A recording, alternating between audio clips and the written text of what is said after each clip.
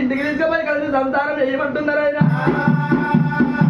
పూజలు ఏడు పాపాలు బాధ్యతమైన రేరుగా ఎల్లమ్మని కలిసి ఏడు మెడలు నింపుకున్నప్పుడు కనతండ్రి కష్టం నింపుకున్నారు